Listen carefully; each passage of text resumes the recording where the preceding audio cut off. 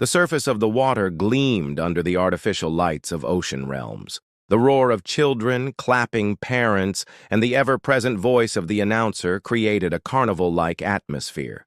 Flashbulbs blinked like stars, and tourists from all over the country held up their phones, ready to capture the spectacle. Out from the main tank rose Cairo, their star attraction. A massive orca, black and white like a living painting, sleek and powerful. He leapt high into the air, twisting effortlessly before crashing down in a massive plume of water. The front rows got soaked, and they loved it. Everyone cheered.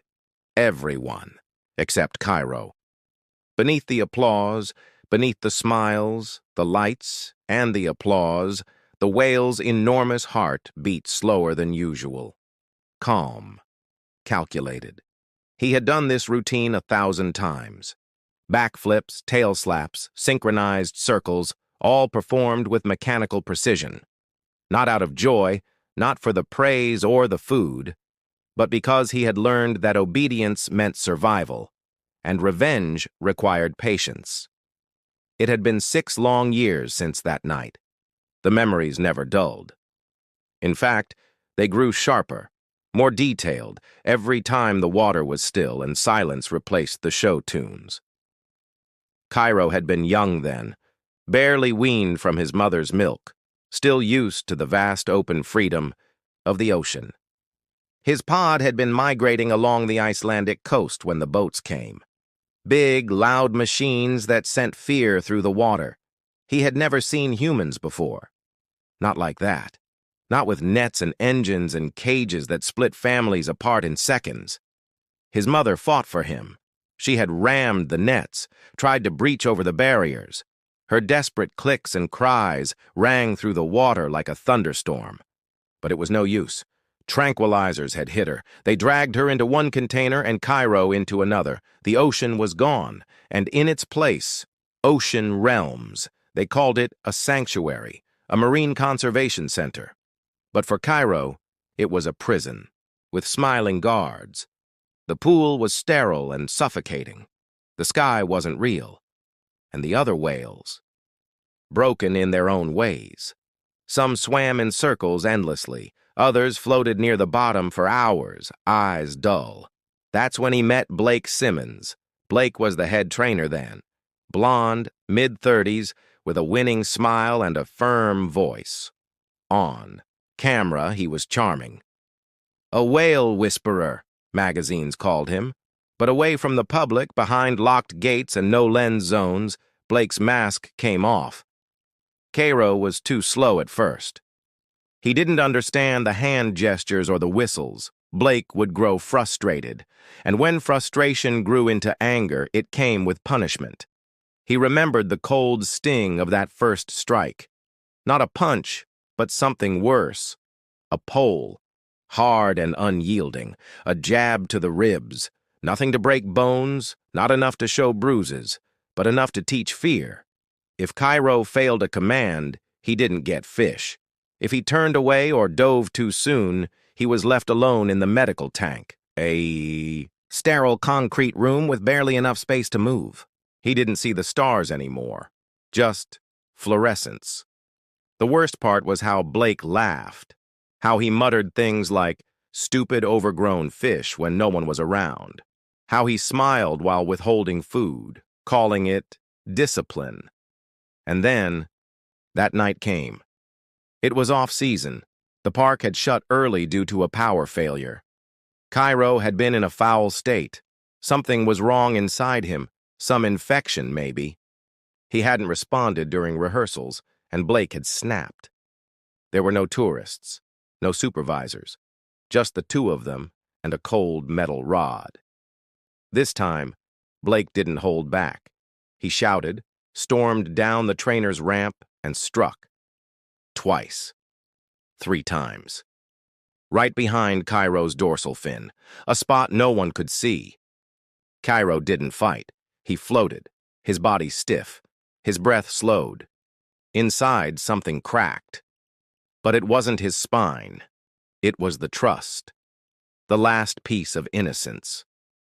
The part of him that still believed this was all some kind of home. After that, he waited. He memorized every sound of Blake's boots, the rhythm of his walk, the pattern of his hand signals. He watched as Blake trained other whales, took media, interviews, gave inspirational talks about marine life preservation. But Cairo knew better. 6 years passed. He grew larger, stronger. Ocean realms turned him into a star. Commercials showed him leaping through hoops. School children wore Cairo-themed backpacks. Nobody saw the way his tail flinched when the wrong trainer approached. No one cared that he stopped vocalizing for years. Then last month, word came that Blake was returning full-time. He had left management after a scandal with another trainer, rumors of misconduct, but now he was coming back. Hands-on, a return to roots, the press release said, and Cairo? He felt it. The current changed in the water. The scent of Blake's cologne, that cheap, musky brand he always wore, it stirred something primal in Cairo. On the day of the first rehearsal together, the stadium was packed. It was a holiday weekend, and Ocean Realms had hyped the Return of the Legend show. Blake, back with his original Orca, reuniting for a special live performance. The crowd cheered wildly. Journalists took pictures. Staff looked anxious, but Cairo kept calm. He performed every trick perfectly. Tighter flips, higher breaches. He even let out a call for the first time in years, a sound the trainers mistook as excitement. But it wasn't. It was a warning. Then came the final act, the trust ride. A signature stunt from their earlier days. Blake would climb onto Cairo's back, ride him as he surged out of the water. Audiences loved it. Symbol of unity, man and beast in harmony. Blake stepped into the shallow platform, arms open like he was returning to a lover. Cairo swam toward him, slow, graceful, pretending. The trainer smiled. "Just like old times, huh, buddy?" Cairo opened. His mouth. Blake reached to mount, and then, lightning. Cairo twisted. Not up, not out, down. He grabbed Blake by the waist, his jaws careful, controlled, not crushing, not yet, and dove. Deeper than any part of the tank had been explored in public shows. The audience screamed. Security rushed. But it was already too late. Under the surface, time slowed. Cairo didn't shake. Didn't thrash. He held Blake just tight enough, face to face, eyes locked. And in that stillness, as the water drowned the screams above, Blake saw it. He understood. The Orca hadn't forgotten, and he wasn't done. The water above shimmered with chaos. Shadows of people running, trainers shouting, tourists screaming. But below, it was dead silent. Blake floated in Cairo's grip, suspended. In a void of blue and rage. Cairo's teeth pressed into the wetsuit but didn't pierce it. He could have crushed Blake's ribs with a twitch of his jaw. Instead, he held him still, like a judge, not an executioner. Blake thrashed instinctively, hands slapping against the slick black skin, kicking hard. But his oxygen was draining fast, and panic had begun to bloom behind his eyes. Cairo swam down further. Blake's flailing slowed, his cheeks puffed with held breath. His eyes bulged. That was enough. For now. Cairo turned upward, strong tail sweeping with a single push, and rose to the surface like a dark missile. The crowd gasped as his head broke water. Blake still clutched tightly in his mouth. He didn't. Toss him! Didn't release him to safety! He lifted him, high enough for everyone to see. A living trophy. Blake coughed violently, choking as he was hoisted into the air by his midsection, arms flailing, legs dangling like a rag doll. The audience didn't know what to do. Was this part of the show? Some special trick? Some parents clapped awkwardly. Others grabbed their kids and backed away from the glass. Then Cairo roared. It wasn't a trick. It wasn't rehearsed. The guttural, haunting vocalization echoed through the water, bounced off the walls, and rattled the bones of everyone who heard it. It wasn't a call. It was a warning. Trainers rushed forward with whistles and buzzers trying to break the moment. Cairo didn't move, didn't budge. One whistle, two whistles, three. He had been conditioned to respond to them all. Today, he didn't. Instead, slowly and with chilling control, he swam to the edge of the tank and placed Blake on the concrete ledge, soaked, gasping, humiliated. Not injured. Not yet. Blake rolled over and coughed violently, then looked up, straight into Cairo's eye, just inches from the water's edge, and what he saw terrified him more than any depth ever could. There was no wild animal in that stare. There was intention. Security cleared the tank. The show ended abruptly, and Ocean Realms went into lockdown. The trainers surrounded Blake, helping him to his feet, giving him oxygen, asking if he was okay. He waved them off. "It was a mistake," he said hoarsely. "A miscommunication." He got excited. He lied. Of course he lied. He had to. The headlines had only just started shifting away from the accusations that had driven him into office work years ago. Another scandal? A vengeful Orca? No, that couldn't happen. Not now. Not with cameras rolling, but his hands shook. And for the first time since he started working with animals, Blake Simmons felt something he never had before: fear. Behind the glass, Cairo floated near the viewing tunnel, motionless. His eye never left Blake. The management had a meeting that night. Blake was told not to worry. The PR team was already spinning it. Trainer saved by killer whale after falling into the tank. There was footage, but it could be edited. Tourists interviewed. A heroic spin. They could sell it. They always could. But the staff whispered. The younger trainers had seen things. "He didn't follow the whistle," one murmured. "He didn't even blink when we buzzed him." Veteran trainer Lisa Monroe, who had worked with orcas longer than Blake had, spoke quietly in the hallway that night. "He knew what he was doing," she said. Blake scoffed. "It's a whale. It doesn't know anything. They're just animals." Lisa looked at him long and hard. "You still believe that?" That night, after the stadium was locked down and the tourists were gone, Blake returned to the viewing chamber alone. He had a key. He needed to see Cairo again.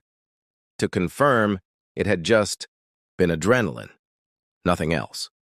He stood behind the thick glass and looked in. Cairo wasn't swimming. He was waiting. Right there, eye to eye again. And as Blake stared, the orca did something no animal had ever done before. He turned away, not out of fear, not out of disinterest, but disdain. Blake clenched his jaw. "You're just a damn fish," he muttered. "I made you. You dance when I say dance." No response, only silence, only stillness, the kind that made your bones cold. The following days were tense. Blake was told to take time off. "Just until the press dies down," the supervisor said. "And we can. Reassign you to another animal, maybe." But Blake refused. "No," he growled. "I'm not afraid of him." The truth was, he was. And not just of Cairo, but of the memories. Of that night 6 years ago. The one that had haunted him more than he'd admitted. Because deep down even, Blake knew. He hadn't just struck that orca with a rod. He'd created something. Something that remembered. And now, it was thinking. Blake didn't sleep that night. He lay awake in his apartment, the air conditioner buzzing softly, the walls too silent for comfort. The clock on his nightstand blinked red, 2:57 a.m. But his mind wouldn't shut down. Every time he closed his eyes, he saw it. That eye. Cairo's eye. Not scared. Not wild. Cold. Measured. As if it were studying him, planning something. Not a beast, not a pet, but a prisoner who had bided his time. Blake had always known he wasn't. A good man. He could put on the smile for the cameras, show the compassion when needed, but underneath it all, he'd always believed control was what mattered. You break them first, then they listen. That worked with dogs, worked with dolphins, worked with his ex-girlfriends. But it hadn't worked with Cairo. Not really. By morning, the email came. From corporate. Subject, urgent, behavioral review, request Blake. Opened it and scowled. The board had ordered a full behavioral assessment of Cairo. Independent evaluators, cameras, a temporary hold on all performances. And worse, they were considering removing Blake from the Orca program entirely. He slammed the laptop shut. Knew it, he muttered. They're going to throw me under the bus. But it wasn't just corporate betrayal that bothered him. It was the fact that Cairo had taken the first move, and now the whole world thought Blake had lost control. The evaluators arrived the next day, a small team from an external animal behavior nonprofit, all clipboard-carrying, soft-spoken types. They didn't seem impressed by Ocean Realm's PR materials, or Blake. They reviewed hours of show footage, studied Cairo's past feeding records, and observed him from multiple angles. Cameras were installed around the tank, including underwater. Every twitch of Cairo's tail was logged. Every sound he made was analyzed. For 3 days, Cairo did nothing out of the ordinary. He ate. He floated. He ignored the toys they dropped into the pool. But there was something in the air. The other orcas were restless, especially Tico, the smaller female who usually swam near Cairo. She kept clicking nervously, circling faster, glancing toward the gates as if waiting for something. The trainers said it was stress from the extra, people and cameras, but Lisa Monroe wasn't so sure. "Whales don't forget," she whispered to one of the young interns. "And they don't forgive either." Blake couldn't stay away. Despite being asked to keep his distance, he returned to the trainer's platform on the 4th day during feeding hour. No cameras this time, no evaluators around. Just the quiet hum of the maintenance pumps and the smell of dead herring. He watched as another trainer, Marcus, approached the tank with the bucket. He blew the whistle and raised the fish in a long-practiced rhythm. Cairo didn't budge. "Come on, buddy," Marcus called. Nothing. Marcus looked at Blake, confused.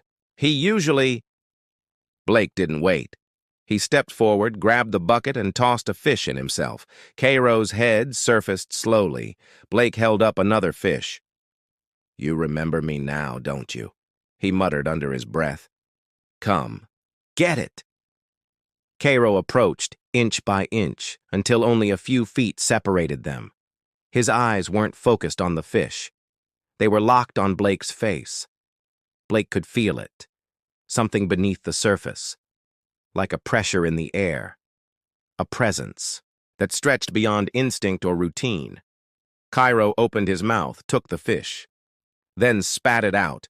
It slapped wetly on the concrete at Blake's feet. The defiance was unmistakable. That night, something changed. The cameras picked it up around 2:14 a.m. Cairo began swimming in slow, deliberate circles, not the usual lazy loops, but tight, almost geometric turns with Tico following close behind him. They moved in sync, then separated, then did it again, over and over. The evaluators reviewed the footage and flagged it as unusual, but no one could explain it. Just like no one could explain how the gate between Pool A and the maintenance corridor, secured with a timed lock, was suddenly found unlatched the next morning, or how 3 gallons of herring meant for Tico had gone missing, or why the water quality sensors began returning erratic readings. But Blake knew. This wasn't random. Cairo wasn't acting out. He was setting the stage. Later that afternoon, Blake was called into the supervisor's office. The door closed gently behind him. "Blake," the supervisor said, fingers laced on the desk. "We're removing you from Cairo's care rotation. It's just until the review concludes." Blake's eyes narrowed. "That thing's manipulating. You. It's a whale, Blake?" "No, it's not. Not anymore." The supervisor sighed. "Your past record doesn't help this situation. There are whispers going around. Staff saying you've mistreated animals before." "You believe that?" Blake snapped. "I don't have to believe anything, but optics matter. And right. Now you're the bad guy in the story. You got pulled under in front of 500 people. You think anyone's gonna forget that? Blake stood, fists clenched. He wants me back in that tank, and you're going to regret it when someone else goes missing. That evening, Blake didn't go home. He stayed after closing, sneaking into the observation deck once again. The viewing tunnel lights were dim, the water an eerie shade of green from the night filters. Cairo drifted near the center, unmoving, eyes closed. But Blake could feel it. Even in stillness he was watching. He pressed a hand to the glass. "I should have killed you," he whispered. He waited. No movement, just silence. But just as he turned to leave, he heard it. A sound so faint he almost thought he imagined it. Clicking. Not random, not playful. Rhythmic, Morse code, repetition, a warning? No, it was something older, deeper. A message that didn't need translation. I remember. The next morning, the park opened as usual. Parents herded children through the gates. Camera phones clicked at the dolphin fountains, and vendors hawked overpriced cotton candy. Everything appeared normal on the surface. But underneath the smiles and scripted shows, the tension among the staff was thick enough to choke on. Whispers traveled fast. Trainers were on edge. 2 junior staffers requested reassignment away from the Orca tanks. A senior caretaker filed a quiet report about Cairo's recent behavior, noting patterns of coordinated movement and deliberate avoidance of commands. The behavioral evaluation team had flagged more oddities. Cairo and Tico had begun isolating themselves from the other orcas, retreating to the deepest corners of the tank whenever a specific song played over the loudspeakers. No one could explain it, and no one had an answer for what happened that afternoon. The feeding demonstration was supposed to be routine. A small group of students from a local elementary school sat cross-legged on the stadium bleachers, excited to see the friendly whale do flips and splash tricks. Trainer Marcus stood at the edge with his mic on. "Now everyone say hello to Cairo!" The children cheered. Cairo did not respond. Marcus blew the whistle, raised the fish bucket. Nothing. Tico surfaced instead, alone. Marcus blinked in confusion and checked the control screen behind him. Cairo had disappeared from the main camera view. His tracker showed he was still in the pool, but he wasn't responding to anything. No buzzers, no calls, not even when the other orcas gathered near the feeding wall. Then, with a suddenness that made every child in the stands scream, Cairo erupted from the water, 10 feet into the air, landing with a thunderous splash just a few feet from the edge of the platform. Water drenched the students. Panic rippled through the crowd. Marcus stumbled back, losing grip of the microphone, which sparked and fizzed as it hit the wet concrete. But Cairo didn't stop. He surfaced again, faster this time, teeth bared, not in attack, but in challenge. His massive head pointed not at Marcus, not at the crowd, but toward the far tunnel gate, the one Blake used every day, and suddenly everyone understood. He wasn't performing, he was waiting. Blake had been watching the show from the tech room above. He saw it all through the control monitors, every tail flick, every defiant breach. And most of all, the way Cairo never took his eyes off that one spot, him. The killer whale wasn't just acting out, he was demanding a rematch. Blake pushed back from the desk and paced the room. Sweat clung to his shirt despite the air conditioning. His thoughts spun. His heart pounded. Everyone was saying it now, that Cairo had become aggressive, unpredictable, unstable. But Blake knew the truth. He wasn't unpredictable. He was focused, and his focus had a name, Blake Simmons. That night, Blake returned to the tank. Again. He couldn't stay away, couldn't sleep. He needed to face him, one last time, put an end to it. He unlocked the side corridor door, bypassing the security pad, with an old trainer override code he wasn't supposed to have. The tank area was dark, lit only by emergency strips and the faint blue glow of underwater lights. Cairo floated near the surface, silent. Tico swam slowly around him. like a moon orbiting a sleeping planet. Blake stepped closer to the platform, hands trembling. "Come on," he muttered. "You want me? Then come get me." No movement. He reached into his pocket and pulled out something. Small. An old clicker. The one he used back in the early days when Cairo was just a calf. Before everything went wrong. Before the night of the accident. The night that changed them both. He clicked it, once, twice. Cairo turned. Not quickly. Not like a startled animal. Slowly. Deliberately. Blake swallowed hard. "I'm not afraid of you," he said. Cairo surfaced, exhaled a long, cold breath that misted the air, then dipped just beneath the water again, circling almost lazily. But his eye remained visible, watching. Blake took a step closer. "You think you remember what happened, but you don't. You're just projecting. You're a crack behind him. Blake spun. The gate he'd come through had just shut itself, automatically. The override timer had expired. He was locked in, alone, with them. Panic swelled. He fumbled with his radio, pressing buttons. Nothing. Just static. The walkie had gone dead. Maybe the battery, maybe the building. Maybe Cairo had somehow figured that part out too. He turned toward the tank again and realized too late that Cairo had disappeared. Gone from the surface. Gone from the glow. Gone from sight. A low click echoed through the chamber. Then another. Then silence. Blake backed toward the gate, banging on it. "Hey, anyone out there? Open the damn gate." Nothing. And then the surface broke. Not with a roar, not with a splash, but with silence. A shape, barely noticeable, gliding just beneath the water, moving toward the platform. Blake froze. He knew that pattern, that stealth, that patience. Predator. He took a step back. The water surged, and Cairo burst from it, full speed, mouth open, not for the kill, but for the grab. Blake screamed as the Orca seized him by the leg and yanked him backward, into the tank, into the deep. The cold hit Blake like a punch to the chest. 1 second he was standing on solid concrete, screaming into the void, and next he was underwater, weightless, blind, spinning in a cyclone of bubbles and panic. Cairo's grip wasn't crushing, not yet. The massive Orca held him by the calf, just tight enough to drag him down, but not enough to break bone. Not yet.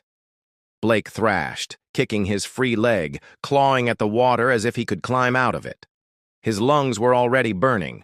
The pressure squeezed his chest as they descended deeper and deeper into the black. He knew this tank, knew every corner. And he knew. Past a certain point, there was no light, no cameras, no help, just the deep silence of the sea. Cairo released him. Blake floated, stunned, flailing in the dark. Then the shadows moved. A shape, another Orca, Tico, brushed past him, just inches from his body, not attacking, just circling, watching. He realized, with sudden horror, they were hurting him. Cairo emerged again, coming from the other side, this time nudging Blake with his snout, not hard, but firm, pushing him, steering him like prey. Blake kicked wildly and broke the surface for a breath. His scream echoed around the empty enclosure, but no one came. The arena was closed. The surveillance cameras, he remembered, some had gone offline. Others only covered the upper pool, and he wasn't in the upper pool anymore. Back in the control room, a motion alert flickered on an unused console. An intern glanced at it, frowned, then dismissed it. It was probably a seagull. They always triggered the motion sensors at night. Blake treaded water, spinning in every direction. The platform was 20 feet away. The gate behind him, still locked. His leg throbbed where Cairo had grabbed him, but it wasn't broken. Not yet. He started swimming toward the ledge, gasping, half laughing in disbelief. He could make it. He was going to survive. Then, a black fin broke the water, right in front of him, Cairo. The orca rose, slow and towering, exhaling through his blowhole. A low rumble vibrated the water. Not a threat. Not anger? Judgment? Blake stopped paddling. "Okay," he said aloud, swallowing tank water. "You want an apology? You think I did something wrong? Is that it?" No response. Just that stare. "You think I meant to hurt you back then? You think it was personal?" He laughed bitterly. "You were just another act. A paycheck. I trained you like I trained everything else. You don't get to punish me for doing my job." Cairo disappeared again, gone beneath the surface, and this time, when Blake looked down, he saw it. The faint, white markings slicing through the dark water, fast, deliberate, coming straight for him. He dove instinctively, bracing for impact, but Cairo didn't hit him. He passed just inches beneath. Blake turned, just in time to see the massive tail flick upward and crash down. A thunderous slap exploded across the surface, slamming Blake with a shock wave that sent him tumbling like a rag doll. He sank. Hit something hard, concrete. The side of the tank. His arm flared with pain. Dislocated? Maybe fractured? He didn't have time to check. Tico passed behind him, clicking rapidly. Her movements weren't playful. They were coordinated, drilled, practiced. And that's when it hit him.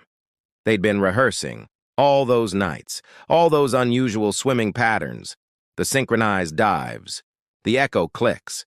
They hadn't been acting out. They'd been planning, plotting a routine, not for a crowd, for him.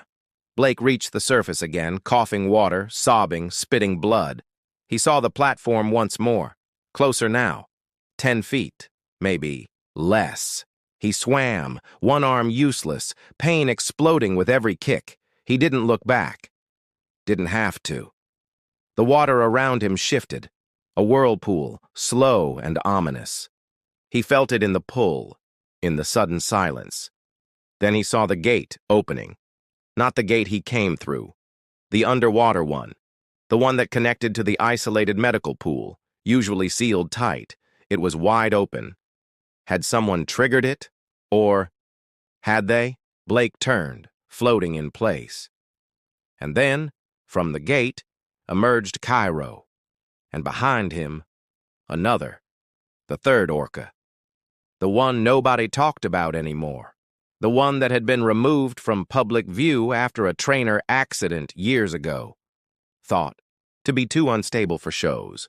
Now swimming free, all three of them, together. Blake's limbs were going numb. The icy water, the pain, the terror. They were all starting to feel distant, dreamlike. But he couldn't let go, not yet.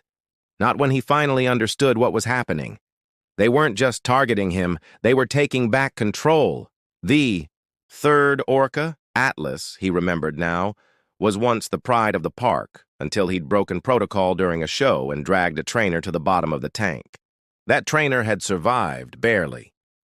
The official story claimed miscommunication. But Blake knew better. He'd seen it in Atlas's eyes back then.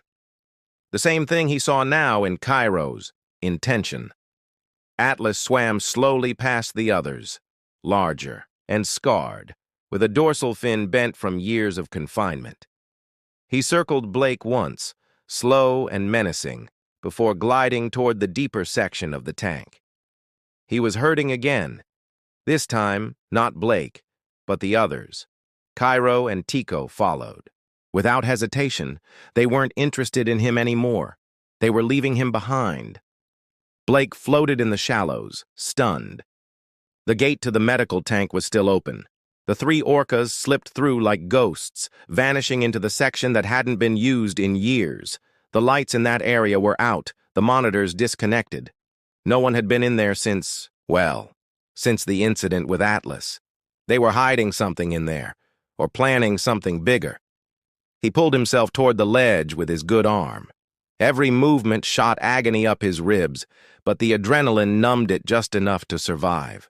He reached the edge, grabbed the cold metal railing, and hauled himself up, Gasping, coughing, clothes soaked, lungs raw, he collapsed on the concrete, sprawled out like a corpse. But he was alive. Barely. It took him nearly half an hour to drag himself to the emergency stairwell.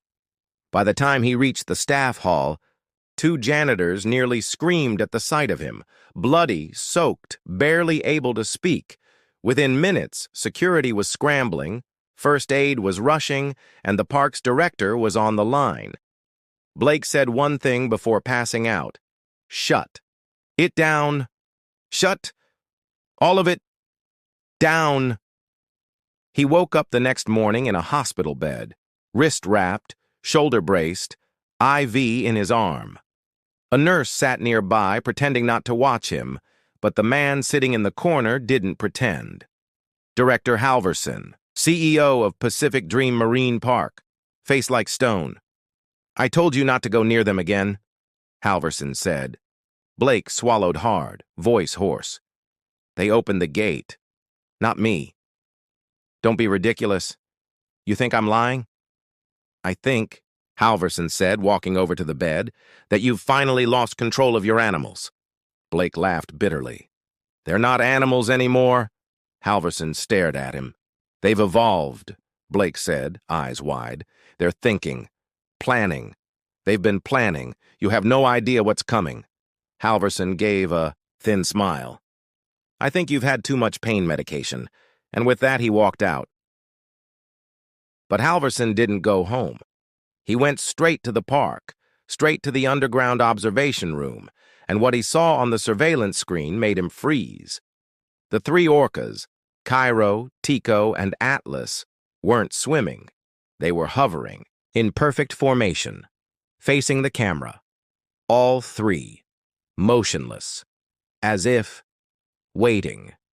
And then, as Halverson stared, the screen flickered, just a split-second glitch, but enough to make him blink, because in that moment, the frame froze on Cairo's eye, and it was looking directly at him. 2 days later, the boardroom at Pacific Dream Marine Park was full.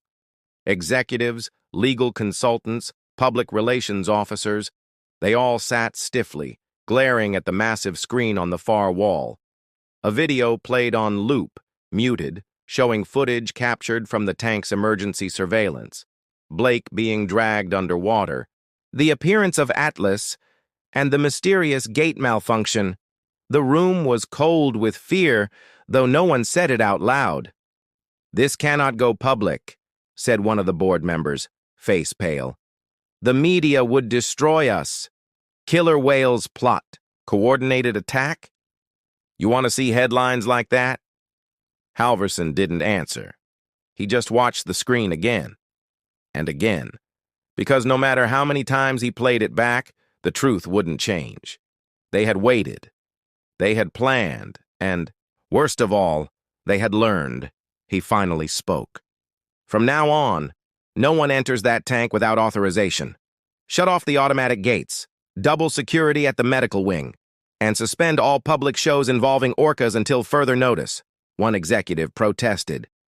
"That'll cost us millions." Halverson's eyes narrowed. "It'll cost us everything if someone dies." He didn't say what he really feared, that someone already might. Back at the hospital, Blake was trying to sign himself out, against medical advice. He couldn't sleep, couldn't think straight.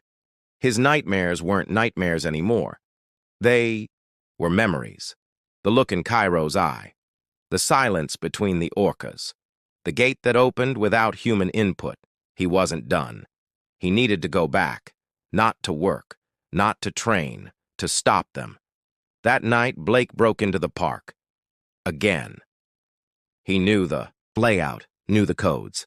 They hadn't changed anything significant since the incident.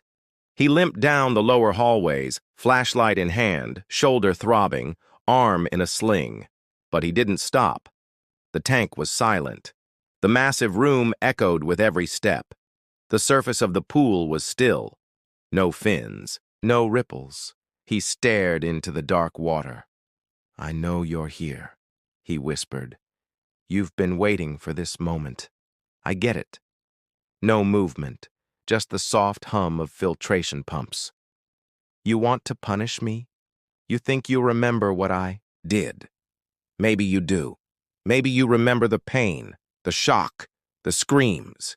His voice cracked. But you don't understand what I remember. He walked closer to the edge. I remember watching you take your first breath. I remember staying overnight in the trainer room just to make sure your temperature didn't drop. I trained you, fed you, protected you. His flashlight flickered. I loved you. Still nothing. And then, just beneath the surface, a shadow moved. Cairo rose slowly from the deep. No aggression, no sound, just his eye, breaking the waterline. Watching him. Blake dropped to his knees, breathing hard. You're not a monster, he whispered. You're something more. I see that now. Cairo tilted his head slightly as if listening. I'm not here to control you anymore. I'm here to say I was wrong. I was wrong to treat you like a trick. Like a product. You're not. Silence. Blake dropped the flashlight. Let it roll into the water. I'm done fighting. And then, for the first time in 6 years, Cairo made a sound. Not a threat. Not anger. But a long, low call. A mourning song. Blake recognized it.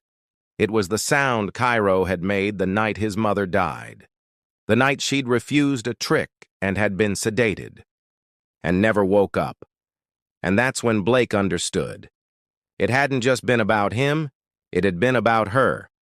Cairo had waited 6 years. For justice.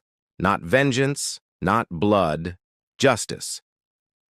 Blake nodded slowly. I'll tell them the truth.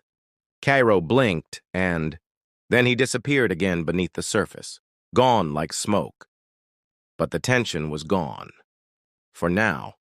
Outside, as Blake walked away from the tank, a figure stood waiting. Halverson. You came back, he said quietly.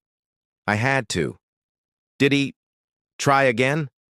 Blake shook his head. No, he didn't need to. Halverson raised a brow. And what do we do now? Blake looked toward the tanks. You give them what they deserve. Freedom. Respect. And if you don't, he turned to Halverson with steel in his voice. They'll take it. The news broke 2 weeks later, not as a scandal, not as a catastrophe, but as a quiet announcement buried in the corner of the morning paper. Pacific dreamed to retire its Orcas after internal review. The press release was carefully worded. It talked about ethical concerns, shifting public values, a deep commitment to animal welfare. It never mentioned Blake, never mentioned the gate, or the bruises, or the 3 orcas who had somehow coordinated an act of rebellion beneath the surface, but those who had worked there knew. The whispers began almost immediately, among trainers, janitors, interns. Stories about Cairo's intelligence, about Atlas's stare, about the new sounds the whales were making, strange sequences of clicks and calls that no one had heard before. Some believed they were developing a language. Others believed it wasn't developing at all, that it had always been there. Blake returned to the park one last time, not as a trainer, not as staff, as a witness. They let him into the medical tank where the orcas were being temporarily kept before relocation. He stood behind the thick glass, arms still healing, eyes sunken from weeks of restless nights. Cairo swam up slowly, flanked by Tico and Atlas. The 3 moved in eerie harmony, silent and deliberate. Cairo pressed close to the glass, eye level with Blake. They watched each other. Neither blinked. Blake slowly raised his palm to the glass, not in dominance, not in command, but as an equal. Cairo hovered. Then, with the softest exhale, he mirrored. The gesture, nudging the glass gently with the tip of his snout, right where Blake's hand rested, and then he turned, swam back into the deep. The relocation happened in silence. No TV crews, no marketing. Just early morning trucks, quiet handlers, and ocean-bound carriers. The orcas were taken to a private marine sanctuary off the coast of British Columbia, a protected cove, far from the crowds. No shows, no tanks, no tricks, just sea.space and freedom. 6 months later, a diver reported something strange in the sanctuary.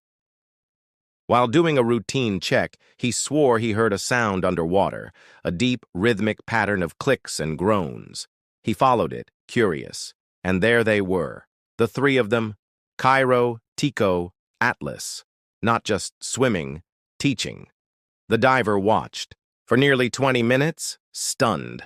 The whales repeated movements, sounds, even physical gestures. The younger orcas followed in kind, responding with their own versions.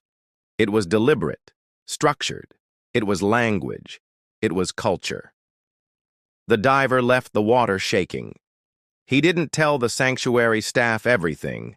He didn't say what he truly believed, that the whales weren't just talking, they were remembering, passing down knowledge, passing down the story of a place where they had once been imprisoned, of a man who had betrayed them, and another who had finally listened. Some nights, Blake still dreams of the tank, of that silence before the storm, of Cairo breaking the surface, not to perform, but to confront, to demand justice. But when he wakes up now, it's not fear that fills him, it's awe, because in the end, the orcas didn't want blood. They wanted something far more powerful, to be understood, and in that understanding, they had won. They had taken back the story on their terms, in their language, and they would never be forgotten.